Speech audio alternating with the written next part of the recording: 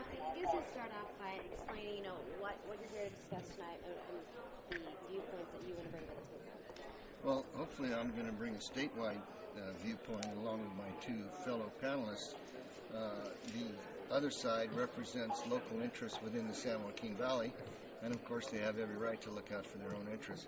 But water is a statewide issue. There's no Delta farmers here tonight, so they don't get to speak on their interests. And there's within the farming community, there's a lot of different views. So it's not just one view that all agriculture shares. In fact, even the east side of the valley and the west side of the valley fight frequently over water issues, as you know. So my other two panelists are experts on the Delta. As we know, the fishery is collapsing. There are thousands and thousands of jobs involved in commercial salmon fishing, recreational fishing. If you travel 200 miles north from here and got an audience of people, the general view would be, why is Southern California and the Central Valley West Side stealing our water? So it depends where you're located in the state as to what your views are.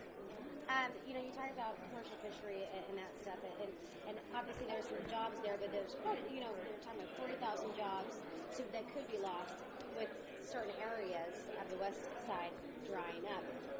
How do you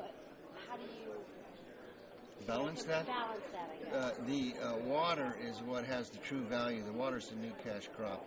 Water, as we all know, is needed desperately by urban interests as well as farming interests.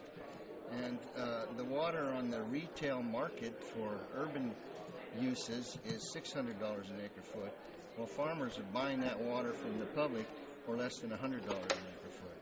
So if we continue on this climate change path that we're on and we get drier and drier in California, agriculture is inevitably going to give up water because state law requires that domestic use is the highest priority. Now, some people in agriculture are positioning themselves to resell their farm water to urban interests. But in the to and fro between urban interests and ag interests, urban interests will win out because the water has more value. The example that I usually use is it takes $750 worth of retail water to grow $150 worth of wholesale cotton. That's not rational. We're talking livelihoods. We're talking on both sides of the issue. Absolutely. For a portion. Sure. The Delta Smelt issue, as far as the endangered species, which aren't indigenous to this area, they're not from the San Joaquin area. What's the argument there as to why those are more important than, say, communities of people and their livelihoods? Well, to use an appropriate metaphor, the Delta Smelt is a red herring. First of all, they're an indicator species. Most species of fish in the Delta are in trouble. Most particularly is the salmon, which has great commercial value. Secondly, recreational fishing in the state is a multi-billion-dollar interest. Now, do we really want to let the Delta die so a few hundred farmers on the west side of the San Joaquin Valley can stay in production? No matter what happens tonight or what we say here, western San Joaquin Valley agriculture is going to contract, going to shrink in size because they can't solve their drainage problem economically. They're importing 1.5 million tons of salt a year. They're salting up that land. They'll be the first to admit it.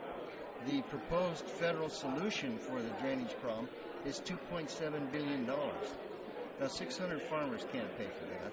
So you're going to see hundreds of thousands of acres of land on the west side of the valley go out of production no matter what we do because you can't farm salty soil.